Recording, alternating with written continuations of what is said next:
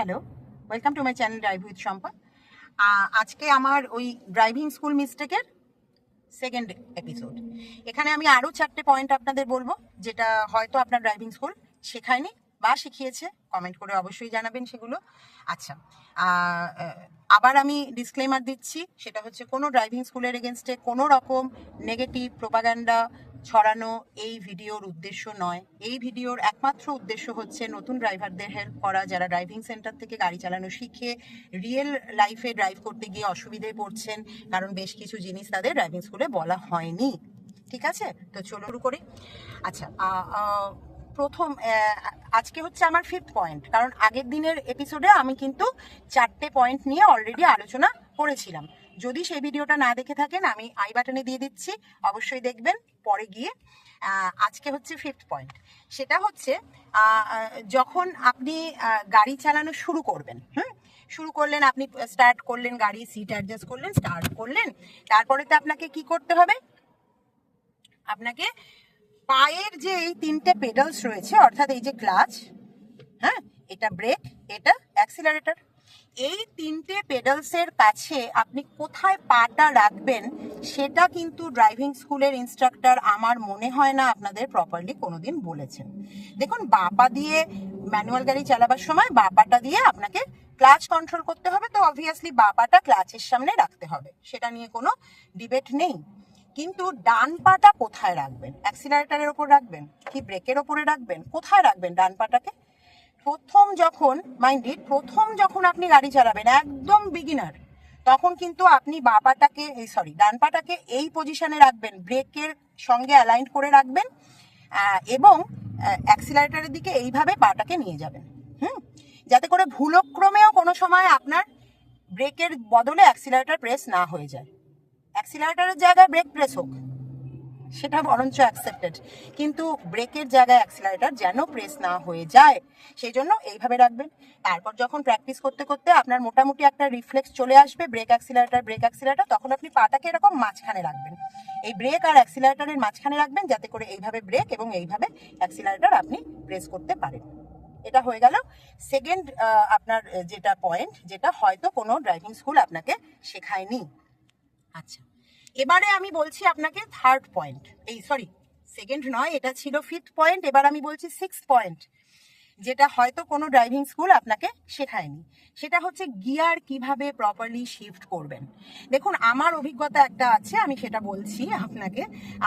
সেটা হচ্ছে যে আমি যখন প্রথম ড্রাইভিং স্কুলে ভর্তি হয়েছিলাম, খুব ছোট ছিলাম সেই সময়, এই 18-19 বছরই বয়স ছিল।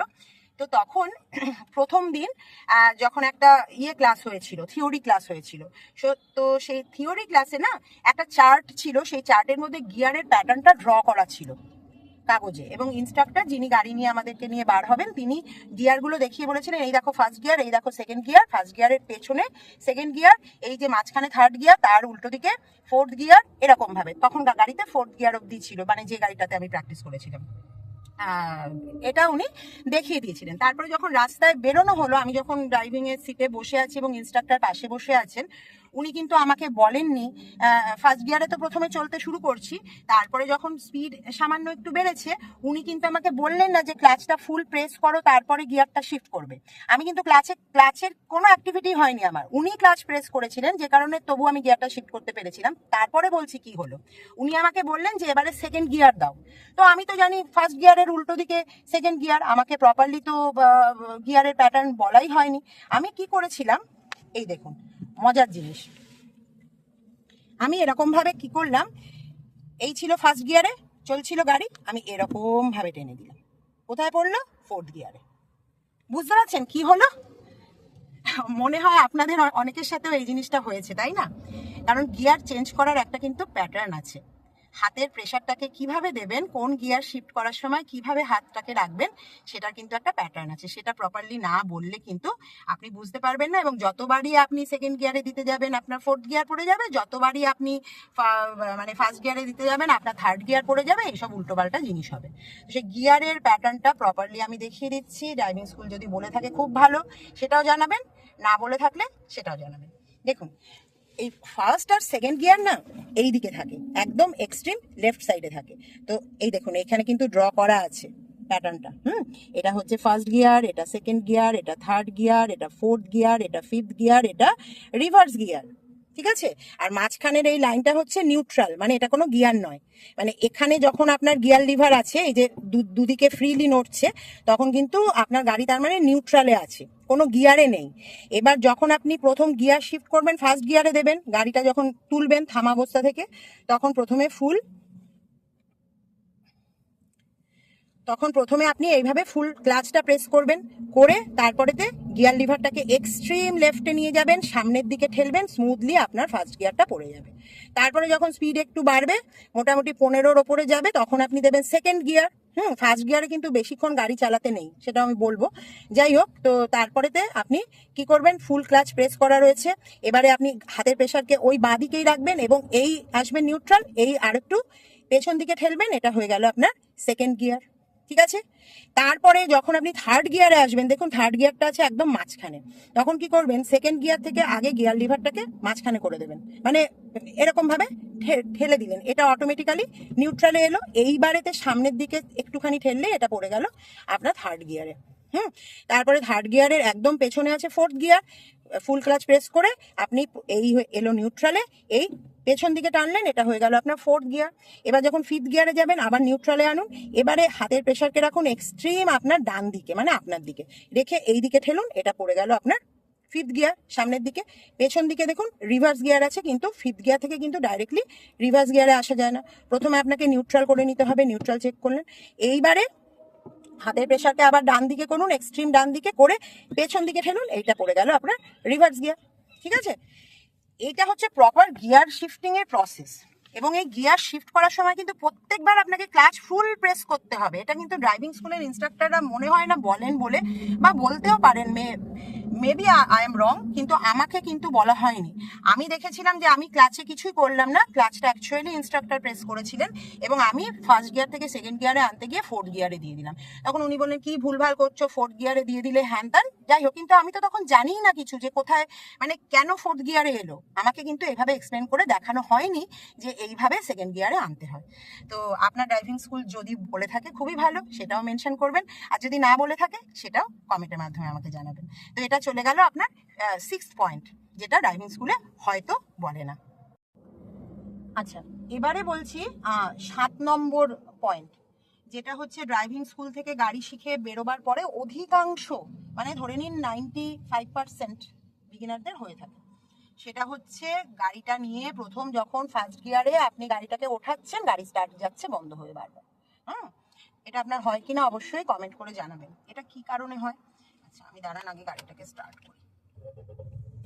গাড়িটা স্টার্ট করলাম, আমি এবার দিয়ে দিচ্ছি ফুল ক্লাচ প্রেস করলাম, দিয়ে দিলাম ফার্স্ট গিয়ার, ঠিক আছে। এবার দেখুন গাড়িটাকে আমি তুলবো, আমার পা কিন্তু দেখুন কোনো ব্রেক বা অ্যাক্সিলারেটর কোথাওই নেই, আমার পা আছে ফ্লোরে, ডান পাটা, আর বা পাটা দিয়ে আমি ফুল ক্লাচটা প্রেস করে রেখেছি। এবং ক্লাচ প্রেস করে যে পাটা কিন্তু গোড়ালিটা সবসময় ফ্লোরে থাকবে, এটাও কিন্তু ড্রাইভিং স্কুলে অনেক সময় বলে না, গোড়ালি কিন্তু ফ্লোর থেকে উঠে যাবে না কোনো পায়েরই, দুটোই পায়ে।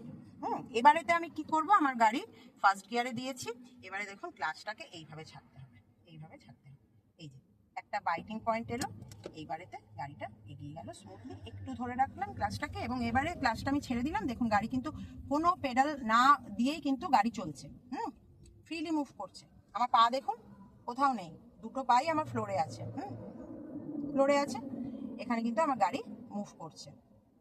অর্থাৎ এই যে বাইটিং পয়েন্টটা, এইটাকে কিন্তু হয় ড্রাইভিং স্কুলে ঠিকঠাক বলে না। এবার আমি গাড়িটা স্টপ করে দিলাম। বাইটিং পয়েন্টটা কিন্তু হয় ঠিকঠাক বলে না, কিংবা ঠিকঠাক বললেও কি হয়, ড্রাইভিং স্কুলে যে গাড়িগুলোতে আপনি প্র্যাকটিস করছেন না, সেটা তো একদম মানে কি বলবো, একদমই ইয়ে হয়ে গেছে, সেই গাড়িতে কতজন হাত পাকিয়েছে, কতজন শিখেছে, তো সেই গাড়ির ক্লাচ ব্রেক অ্যাক্সিলারেটর সবই কিন্তু খুব হার্ড হয়। যখন আপনি সেই গাড়িতে শেখার পরে নিজের গাড়িতে এসে প্র্যাকটিস করেন, আপনার এক্সপিরিয়েন্সটা পুরো পাল্টে যায়, তখন আপনি দেখেন যে এটা খুব সফট। তখন এই ক্লাচটাকে যে ছাড়ছেন, এটা যে কতটুকু ছাড়বেন এটা আপনি বুঝতে পারেন না, বাইটিং পয়েন্টটা মিস হয়ে যায়, তার ফলে কিন্তু আপনার গাড়িটা বারবার জার্ক করে বন্ধ হয়ে যায়। তো এটা হচ্ছে ড্রাইভিং স্কুল থেকে বেরিয়ে একটা মেজর প্রবলেম যেটা নতুন ড্রাইভাররা ফেস করেন। এটা নিয়ে যদি কোনো ডেডিকেটেড ভিডিও আপনারা চান যে কিভাবে বাইকিং পয়েন্টটা বুঝবো বাকি, তো আমাকে সেটা কমেন্টের মাধ্যমে অবশ্যই জানাবেন, আমি চেষ্টা করব সেটা নিয়ে আরেকটা ভিডিও করার। তো এটা গেল যে বাইকিং পয়েন্টটা মিস করে যান। আরেকটা যেটা ওই যে বললাম, গাড়ির এই পা দুটো কিন্তু আপনার গোড়ালিটা সবসময় ফ্লোরে থাকবে, গোড়ালি কোনো সময় এরকম ভাবে উঠে যাবে না, এটা কিন্তু আপনার ড্রাইভিং স্কুলের ইনস্ট্রাক্টর আপনাকে বলবেন না। আচ্ছা, আরেকটা জিনিসও হয়, ড্রাইভিং স্কুলে যখন আপনি ইনস্ট্রাক্টরের সঙ্গে বসে এই জিনিসটা প্র্যাকটিস করছেন গাড়ি তোলা ফার্স্ট গিয়ারে, তখন কিন্তু আপনার গাড়ি বন্ধ হচ্ছে না। কেন জানেন? তখন কিন্তু ক্লাচ অপারেট করছেন আপনার ইনস্ট্রাক্টর, আপনি নন। উনি হয়তো আপনাকে বলছেন ক্লাচ ছাড়ো, আপনি ক্লাচ ছাড়ছেন, আপনি হয়তো হুট করেই ছেড়ে দিলেন, বাইটিং পয়েন্ট কিছু বুঝলেনই না। আপনার ইনস্ট্রাক্টর ক্লাচটাকে কন্ট্রোল করে গাড়িটাকে মুভ করতে দিলেন, কিন্তু সেটা তো আপনি বুঝতে পারলেন না। ওই যে প্রথমেই বললাম যে আপনি বসে থাকেন ড্রাইভিং সিটে একজন পাপেটের মতন, আপনার ইনস্ট্রাক্টরের পায়ে আলাদা ক্লাচ রয়েছে, ব্রেক রয়েছে, যেটা দিয়ে কিন্তু উনি গাড়িটাকে কন্ট্রোল করছেন। আমার তো এরকমই হয়েছিল যে আমি যখন ড্রাইভিং স্কুলে প্রথম দিন গাড়ি চালাচ্ছিলাম, আমি অ্যাক্সিলারেটরও দিচ্ছি না, গাড়ি চলছে, আমি ব্রেকও প্রেস করছি না, গাড়ি স্লো হয়ে যাচ্ছে, হঠাৎ করে গাড়ি থেমে যাচ্ছে, আমি বুঝতেই পারছি না যে কি ব্যাপার হচ্ছে, এটা কি ধরনের গাড়ি, ভুতুরে গাড়ি নাকি, আমি তো কিছুই করছি না, তাহলে গাড়ি কি করে চলছে বা কি করেই বা বন্ধ হয়ে যাচ্ছে। তারপরে দেখলাম যে ওনার পায়ে রয়েছে ক্লাচ ব্রেক এবং উনি সেটাকে কন্ট্রোল করছেন। আমাকে এক এক সময় বলছেন ব্রেক মারো, আমি হয়তো মারছি সেই সময়, এক এক সময় হয়তো বলছেনই না, উনি নিজেই ব্রেকটা মেরে দিচ্ছেন। তো এই সব ব্যাপারগুলো ড্রাইভিং স্কুলে হয়, এটা স্বাভাবিক, কারণ কি ওনার উপরে অনেক প্রেশার থাকে। প্রথমত ওই 20 মিনিটের মধ্যে, একটা নির্দিষ্ট টাইমের মধ্যে, নির্দিষ্ট কিলোমিটারের মধ্যে, নির্দিষ্ট তেল খরচ করে ওনাকে শেখাতে হবে অতজন স্টুডেন্টকে, আর গাড়িতে যেন কোনো স্ক্র্যাচ না হয়, কোনো অ্যাক্সিডেন্ট না হয়, কোনো কেস না খায়, এগুলো ওনাকে দেখতে হবে। তো উনি আর কি করবেন বলুন, উনিও তো মানুষ। তো সেই কারণে এই ধরনের ভুলভ্রান্তিগুলো হয়ে যায়। এবারে 8 নম্বর পয়েন্ট, আজকের ভিডিও লাস্ট পয়েন্ট এবং খুব ইম্পর্টেন্ট পয়েন্ট, সেটা হচ্ছে নতুন যারা গাড়ি চালান তারা কিন্তু খুব ভয়ে থাকেন। অবশ্যই থাকবেন, থাকা উচিত, একদম উচিত। হ্যাঁ, ওভার কনফিডেন্ট হয়ে যাওয়া একদমই ভালো নয়। তো ড্রাইভিং স্কুলে প্র্যাকটিস করার সময় বেশিরভাগ সময় কি করেন তারা, আমি এখন ফুল ক্লাচ প্রেস করলাম, ফার্স্ট গিয়ারে দিলাম, গাড়িকে এগিয়ে নিয়ে গেলাম, এই দেখুন এগিয়ে নিয়ে গেলাম। এবার আমি কি করব, একটু স্পিড বাড়লো, আমি আবার ফুল ক্লাচ প্রেস করে দিয়ে দিচ্ছি সেকেন্ড গিয়ার এবং ক্লাচ থেকে পাটা পুরো সরিয়ে নিলাম। হ্যাঁ, তো এটা কিন্তু নতুন ড্রাইভাররা করেন না।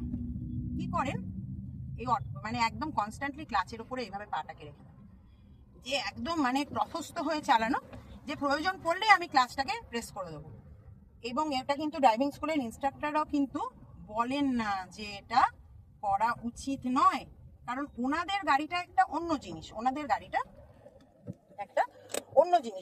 গাড়িটা সবাই ওইভাবেই শিখছে এবং ক্লাচ অলরেডি ড্যামেজড হয়ে গেছে, পুড়ে যাচ্ছে, চেঞ্জ করছেন, এইভাবেই ওনাদের গাড়ি চলে। কিন্তু আপনার গাড়িতে আপনাকে ক্লাচ প্লেটের খেয়াল রাখতে হবে না, পাটা ক্লাচ থেকে নামিয়ে নেবেন।